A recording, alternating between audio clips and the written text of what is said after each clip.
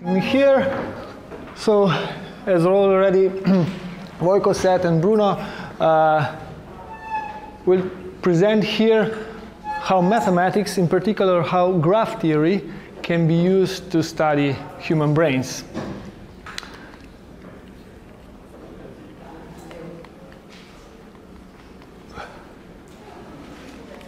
Okay, of course now.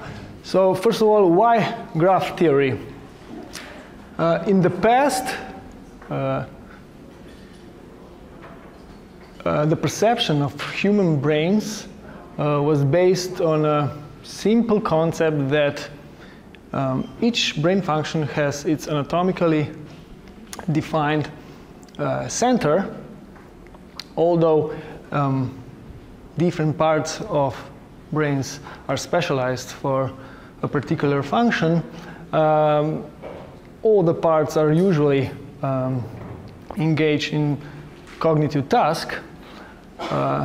Similarly, as we would have a group of specialists, each one good at its own field, but if they want to do something really useful, they need to cooperate. So the brain should be viewed as a complex system. Complex systems have properties that are neither completely random nor completely regular, but instead they show properties that are indicative of a more complex, elaborate organization. So in this sense, graph theory and graphs play an important role, since on one hand graphs are robust enough to capture the essential properties of complex networks. On the other hand, they're also simple enough for deeper mathematical understanding. So what is a graph? A graph is a discrete object that consists of vertices, also called nodes, that represent basic building blocks of the system, and the set of edges, also called connections, that represents the relations between those building blocks. For example, in an aircraft network, vertices can represent airports, and we have an edge between two airports if there is a flight from one airport to another and back. In another example, in a protein network, the vertices can represent proteins, and there is an edge between two proteins if they bind together. So what is then the difference between the network and a graph? So when we are talking about networks, we usually have in mind real-world systems, while when we are talking about graphs, we are talking about the representations of this of a representation of a network. For instance, here, in this case, the underlying graph of these both examples is the same. It has 5 vertices and 4 edges, although the nature of the vertices and edges are different in both cases. So we can say that a network is actually a graph with an additional data about the vertices and edges. And this additional information can be encoded, for example, on the edges as values called weights. So this is then weighted graph, which can represent, for instance, in an aircraft network, a value here might represent the cost of the flight or the length of the flight. And here, some value could represent how strong the bind of two proteins is, and so on. Graphs can be efficiently represented by so-called adjacency matrices. So these are two-dimensional arrays where each column and each row represent a particular vertex. And then the edges are encoded by 0 and 1.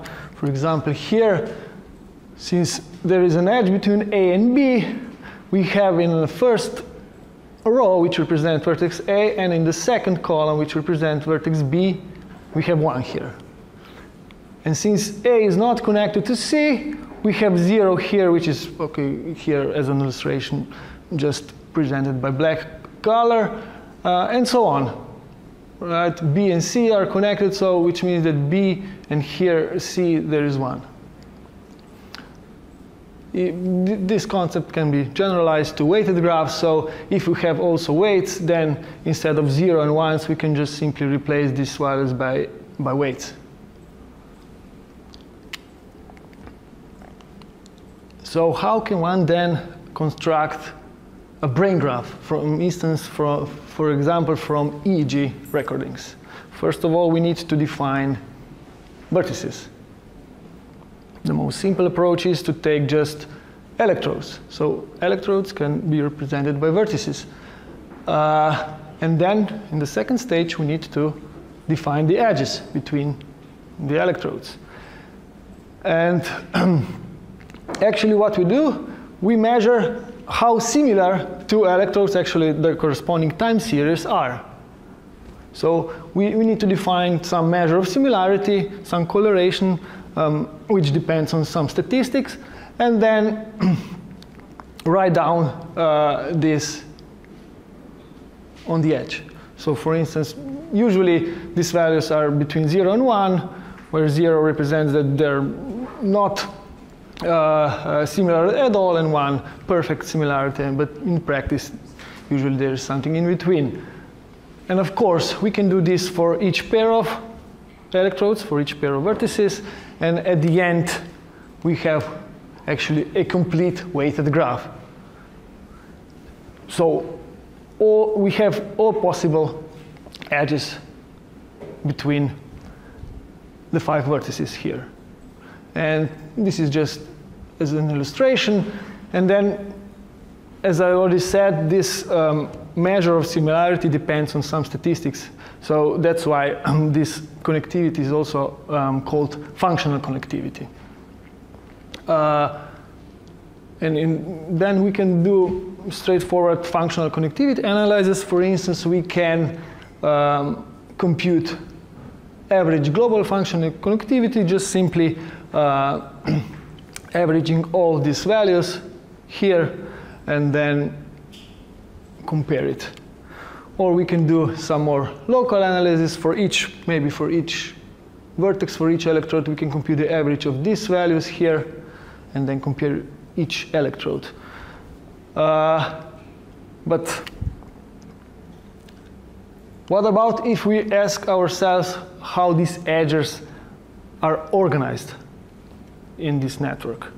So we are asking about the topology of this network, of this brain graph. First of all, we need actually to find out which connections, which edges are actually real, because there might be measurement noise, and usually brain graphs are not complete graphs. And values with small weights can usually represent noise. So one straightforward approach is to define some limit value, some threshold, say 0.5 here, and then all the edges with weights that are below 0.5 are deleted. In this case, if we take 0.5, what remains is this graph. And then, actually, after this thresholding approach, we just forget about the weights. What we are actually interested in is just the topology, how these edges are organized in our network. So this is the basic idea. Now, now we'll see what can we study, what kind of topologies can we study, what can we measure, and what healthy brains shows us. So first of all, I need to define some simple concept that we can talk about. We say that two vertices are neighbors. if there is an edge between them, for instance, these gray vertices are neighbors because there is an edge between them. But this yellow and this red, for instance, are not neighbors because there is not an edge between them. Can I ask you a question? Yeah. Just to make sure I understand. But this is all based primarily on similarity between the EEG of each yes, neighbor. So yes, we're looking yes, for yeah, uniqueness yeah, there. Just wanted to make sure I understood. Yeah. What is a path? Actually, a path from one vertex to another is just a simple sequence that passes through the vertices, right? From a path is a sequence of vertices such that two consecutive vertices are neighbors. So from this green to this green, there might be several paths, like this, or like this, okay? And then we are also interested in the path length. This is just the number of vertices in the path.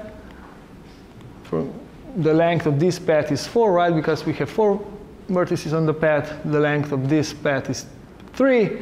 And of course, the length with the path with the shortest length is called a shortest path between the two vertices. And these are of particular importance for studying brain graphs, so shortest paths. We'll also consider it later on.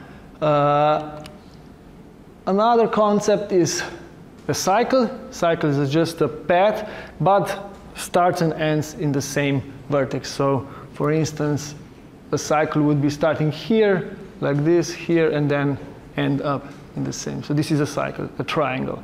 Or like this is also a cycle. And we say that a graph is connected if for any two pairs of vertices we can find a path between them. Clearly, this is a connected graph. Whatever you take, you will find always a path from one vertex to another. A special graph, which is called a tree, is a connected graph without cycles. This is not the case here. So this is not a tree. We'll see a tree in the next slide, because we can find here many cycles. So in some sense, a tree is a graph that connects all the vertices, but with the minimal possible number of edges.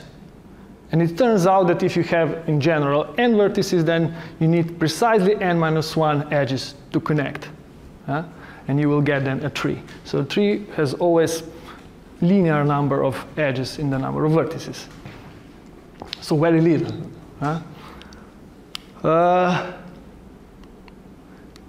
Now, of course, when studying the topology, some vertices, some nodes are more important than the other. Okay, first of all, here is an example of a tree. You see, it is a connected graph, but you cannot find any cycle. Or in other words, there is a unique path between any two vertices. This is equivalent definition. So talking about the importance of vertices, you might first consider local importance. How can you define local importance of this vertex? You just count the number of neighbors. For instance, this red vertex has 1, 2, 3, 4, 5, 6 neighbors, right? So we say that its degree is 6. Similar, the degree of this green is 1, 2, 3, 4. The degree of this one is 1, 2, 3, 4, 5. 1, 2, 3, 4, 5, sorry, yeah, 5. While the degree of these blue vertices is 1, right? These are called also leaves. So vertices with degree 1 are called leaves. Of course, this measures local importance because not all the vertices and edges are involved in this definition, right? If we would like to take into account the whole graph, then we can talk about the global importance of a vertex. And how important is this for the whole graph? And one possibility to measure this is to take vertex between a centrality if you consider all shortest paths in a graph, all shortest paths, you are only interested in those that pass a given vertex as an intermediate one. For instance, for this red vertex, there are precisely 50 shortest paths such that this red vertex is included as an intermediate vertex, so not the starting or the ending vertex. Of course, these blue vertices do not have any shortest paths such that blue is as an intermediate vertex, right? So the betweenness centrality of this is 0, while the betweenness centrality of this green one is 52. So what can we see from here? If we talk about the local importance, then this red one is the most important one, right? But if we are talking about the global importance, this one is a little bit more important than the red one.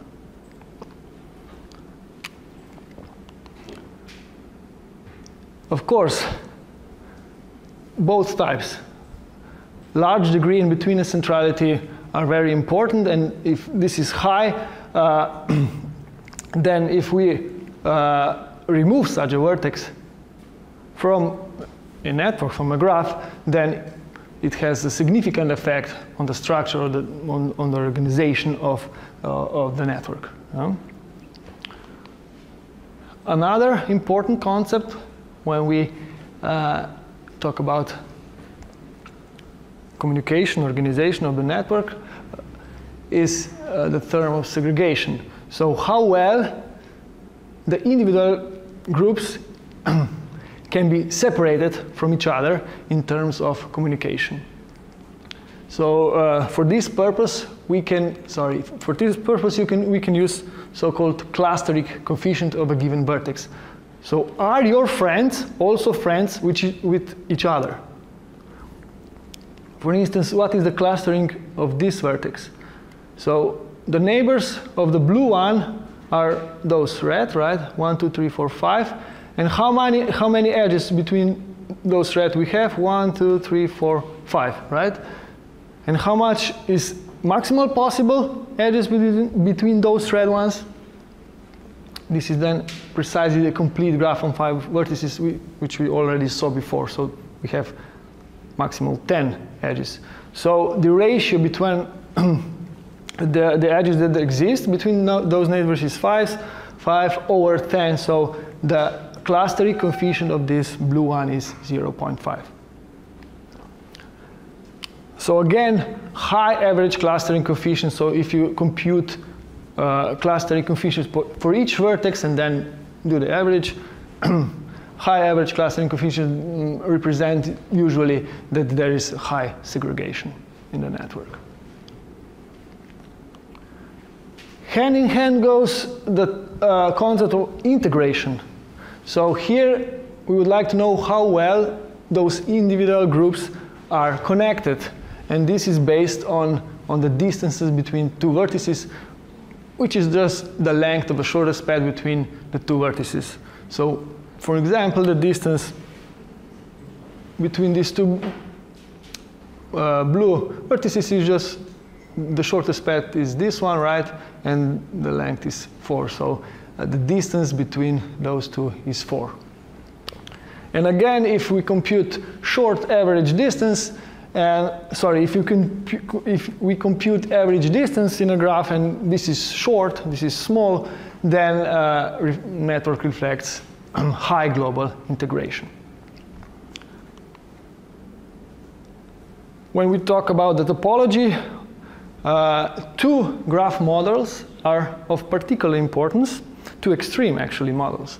So one is so-called ring lattice. Ring lattice is obtained from a cycle, and then by adding an additional node to vertices that are on distance 2. So these two are on distance 2, so we add additional vertex edge here. And similarly here, and these two are at distance 2, so we add additional vertex edge. As you can see, these edges are all local. Each vertex has precisely 4 neighbors. So such graphs where each vertex has the same degree, the same number of neighbors, are called regular graphs. And clearly, the clustering coefficient in such a graph is high, so we have high segregation, but on the other hand, the average distance is long. So it's not integrated very well. On the other hand, we have another extreme, which is called random graph, and is obtained from this ring lattice by randomly rewiring each edge to another edge. So we just take each edge and then randomly rewire this edge to another vertex. What do we obtain? Actually, that the distances between the vertices are shortened, so we have average distance short, but on the other hand, average cluster coefficient in this case is then low. So low segregation and high integration. And if we compare healthy brain graphs, neither of these two models are good, right? Because actually what we would like to have, we would like to have high segregation and high integration. But it turns out that somewhere in between here, there exists a model which is called small world graph, and is obtained again from this graph, from ring lattice, but in this time taking just a few edges and randomly rewiring it. So we take not all of them and rewire them, but just a few of them. In this way, we still have high clustering coefficient, but also short distances. So it turns out that then networks in the healthy human brain exhibit a small world topology. And of course, this can be then optimally balanced between the functional segregation and integration, and results in a complex organization. If we go a little bit back, when we talk about the construction of the brain graph, we said that certain edges and weights can represent noise, and the approach we can use is thresholding. Of course, this is subjective because everyone can choose another limit value, and that would result in different topologies. It might happen that the graph is not connected. This is not good for the analyze. We would like to have connected graphs.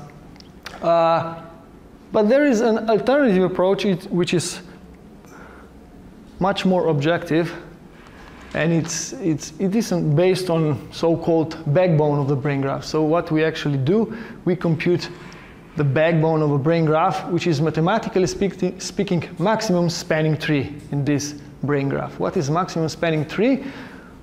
We would like to find a tree in this complete graph with maximal weight sum.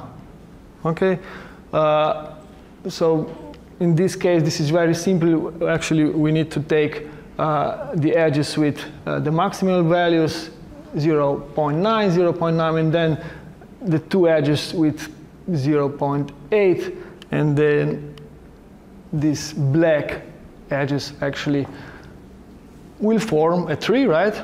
Because they connect all the vertices. This is a connected subgraph. But if you sum all the weights on these black edges, this will be the maximum of all the others possibility. So this is, in this case, maximum spanning tree, or so-called the backbone of a brain graph.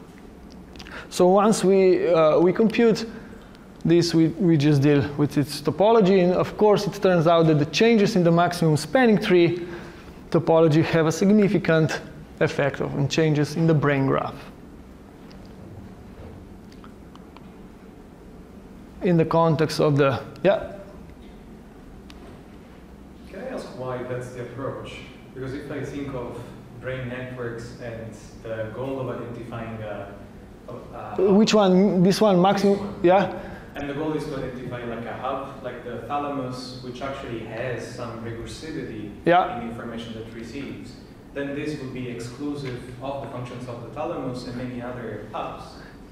This is very elegant way because the number of edges is reduced.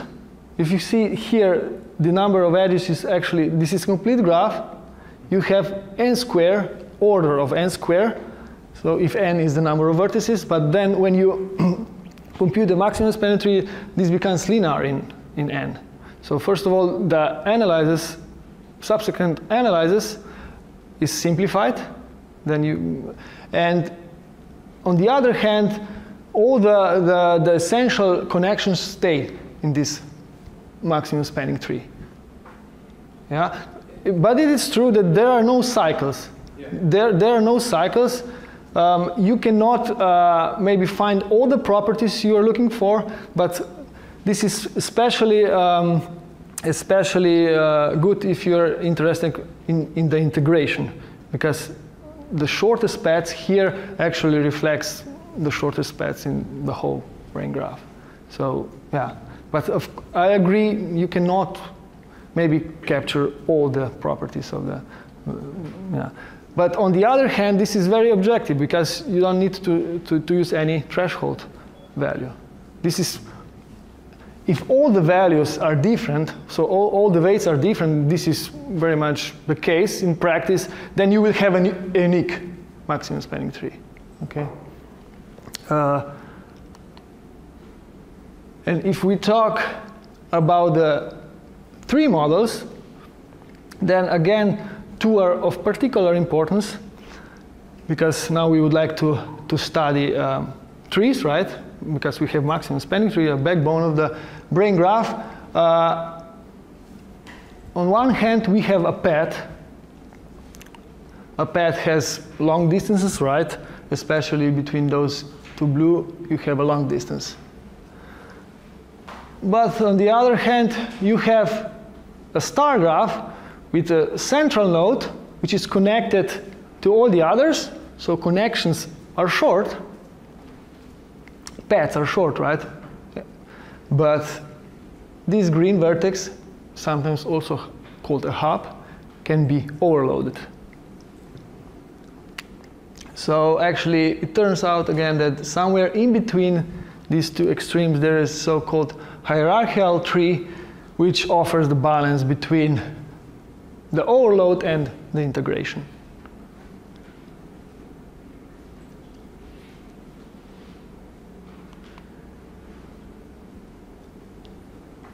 Okay, now we know some basic concept from the graph theory.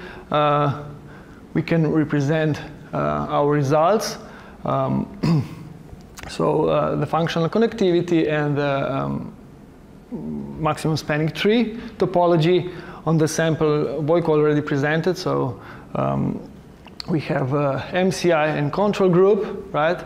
And then we computed brain graphs for pre-task resting state EEG measurings and for the post-task resting state EEGs. And from this functional connectivity matrices, we further computed some connectivity measures to analyze connectivity. And further on, from this functional connectivity matrices, we then computed maximum spanning tree for each subject. And on this maximum spanning tree, we use several tree measures and then analyze everything using linear mixed effects models to see whether there is some task after effect, right, in functional connectivity or topology, and in particular if there are some differences between MCI and control group.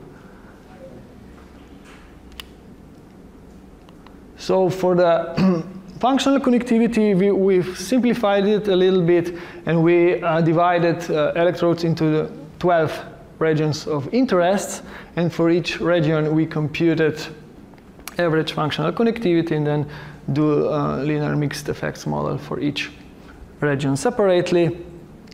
And here are the results. It turns out, and maybe I need to first to tell you that in a linear mixed model we used the task effect, the group effect, and the interaction effect between the task and the group. And if there was a significant task effect or interaction effect, then we do the analysis separately for the MCI group and the control group, just in terms of the task factor. And from here you can see that there is a significant task effect for the right parenchymal and occipital regions. And this is governed actually by the MCI group, because MCI group here is represented by orange color, and the control is by the blue one. So it turns out that the functional connectivity after the task is increased in MCI, particularly in MCI. Well, not here, but maybe a little bit here. So in the functional connectivity analysis, we didn't find any interaction effects.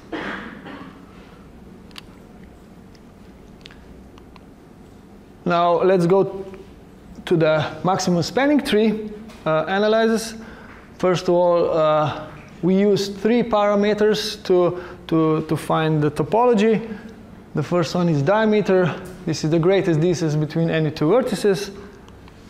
And then vertex eccentricity. So for each vertex, we computed what is the length to the vertex that is farthest from that vertex. And then we also computed for each vertex between the centrality we already talked before.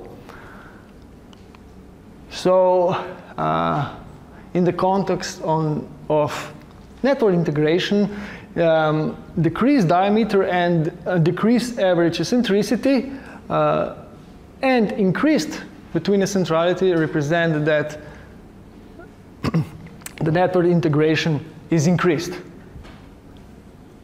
So if the diameter is decreased, and if the eccentricity is decreased, and if the between the centrality is increased, then this means that the network integration is the network integration increased.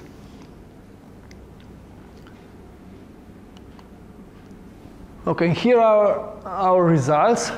So for each frequency band, so the first column is delta frequency, then theta, lower alpha, upper alpha, and beta. The first row represents the results for diameter, and then the eccentricity, and then between the centrality. As you can see, the diameter and the eccentricity are decreased after the task, right? While the between the centrality is increased, and in particular in the MCI group. Again, what is more, there are also significant interaction effects. For instance, here in the eccentricity, and here also in the eccentricity, and here in the between the centrality.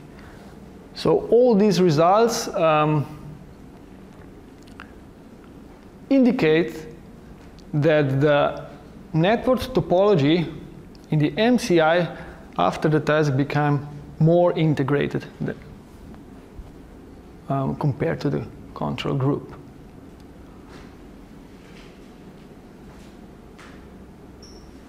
What are possible interpretations for this?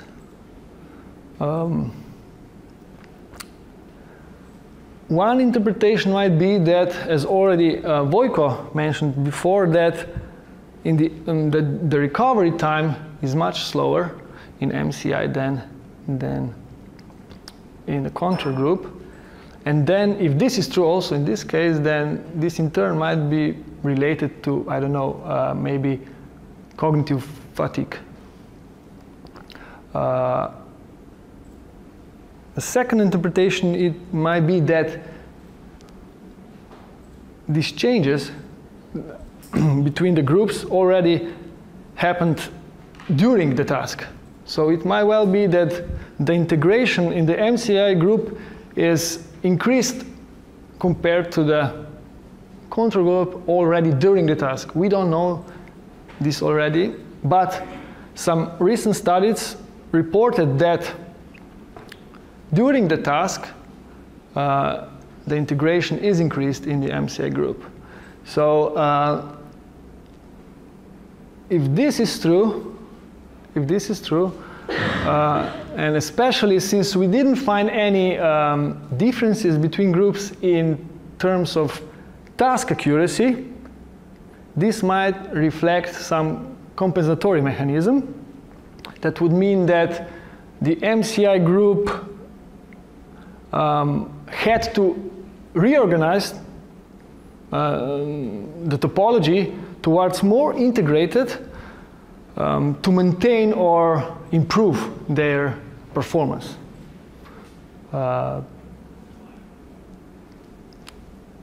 But of course, further research is needed to confirm these observations.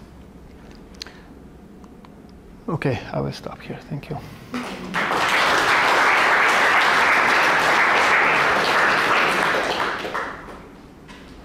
You paid good attention to the timing. Yeah.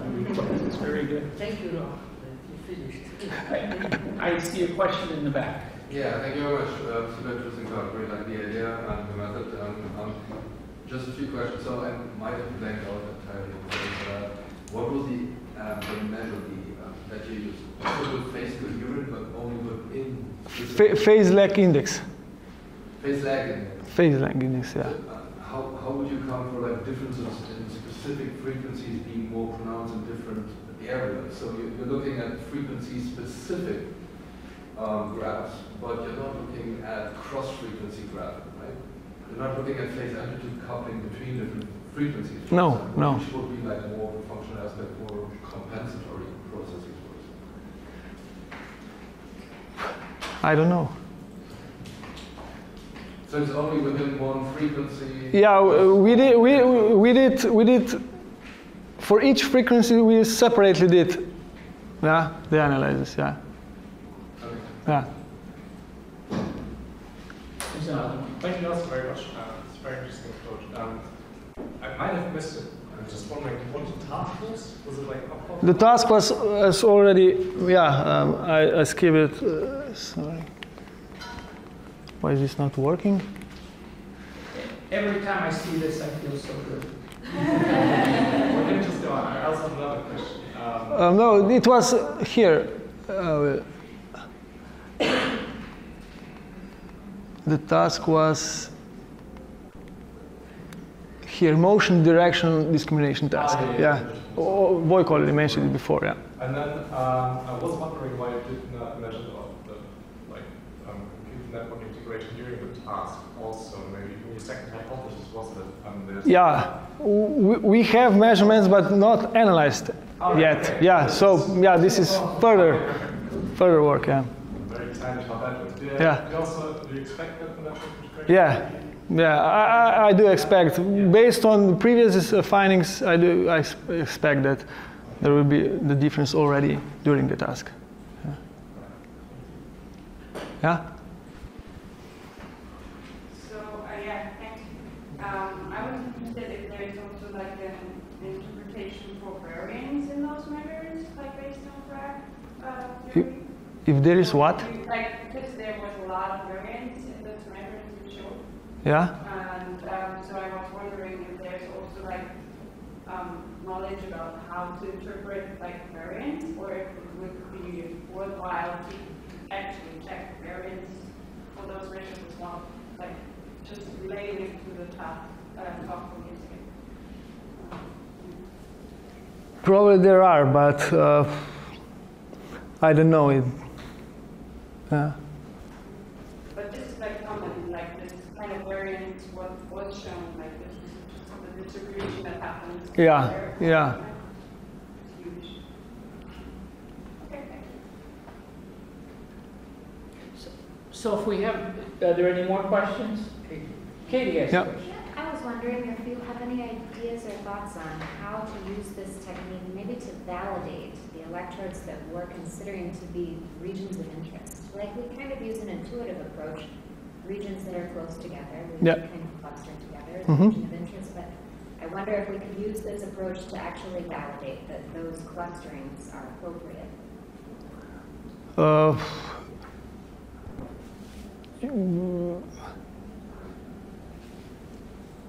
How to validate?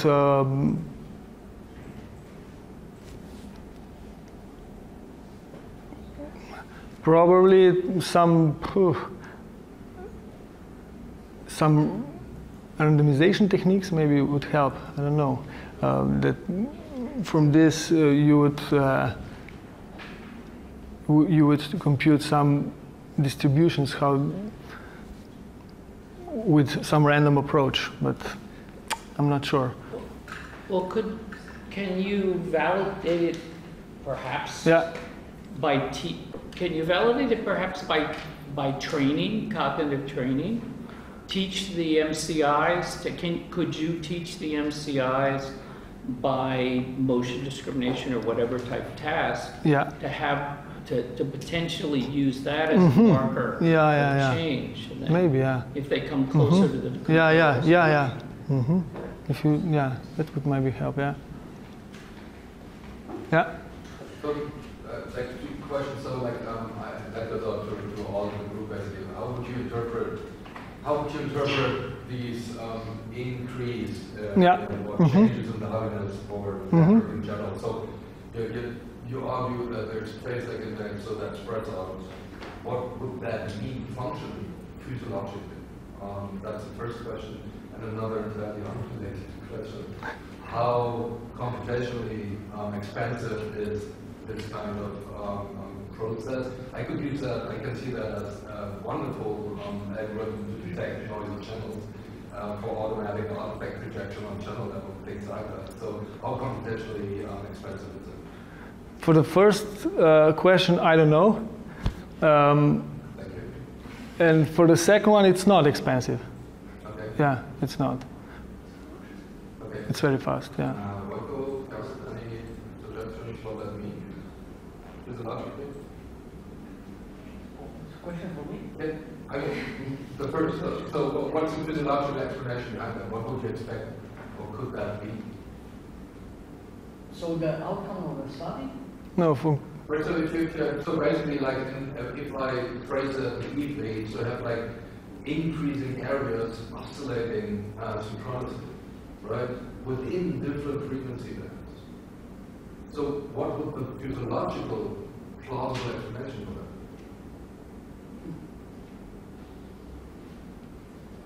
Not sure.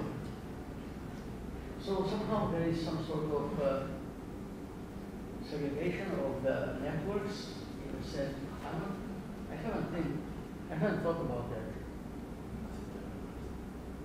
Somebody, an idea? Our reference must have some other way to cross-reference. Can you talk? Can you say? But that is my opinion. I don't always maybe cross-referencing with different memory, and then you can see what physiological response from that.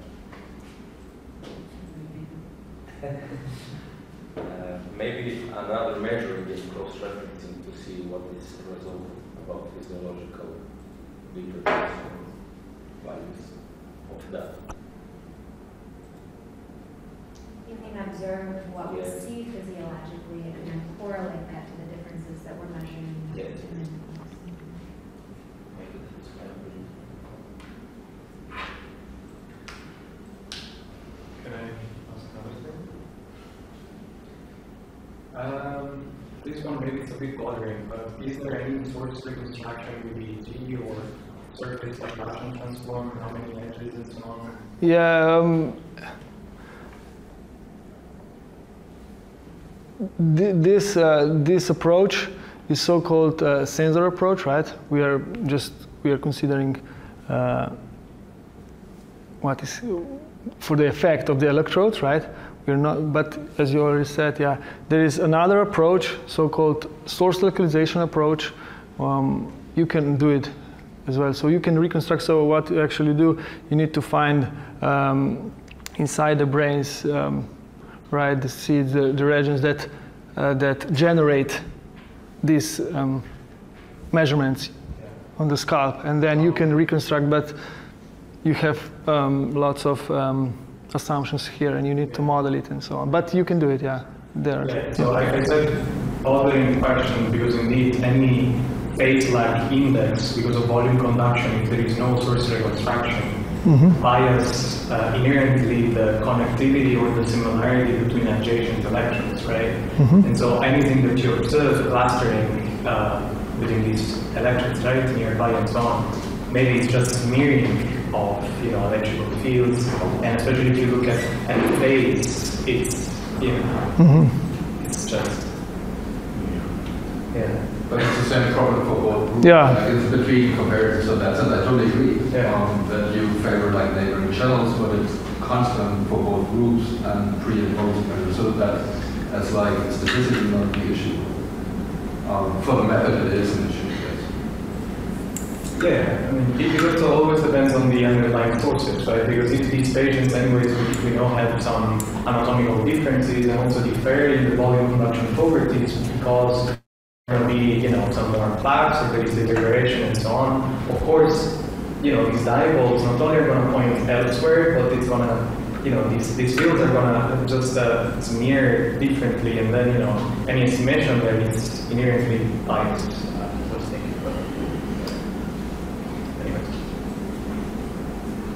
So then maybe you would suggest first a source localization technique and then a network.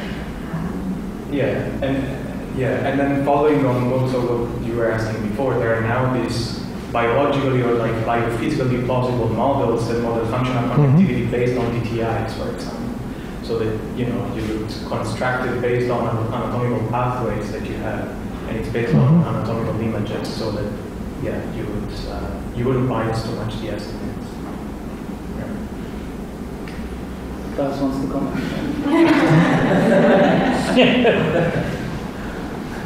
No, not really. I mean, we're back to Pat. So I totally agree again, if you have the anatomical individual head model, you reconstruct that with like structural MRI, fusion tensor imaging, that would be wonderful to then have like line source separation of that, to disentangle that graph on the sources.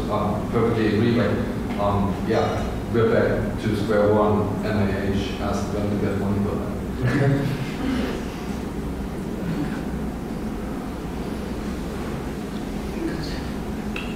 Okay, we go to lunch. And we have how long for lunch? 1 hour and a half. So thank you. Thank Rob. Thank you. Thank you.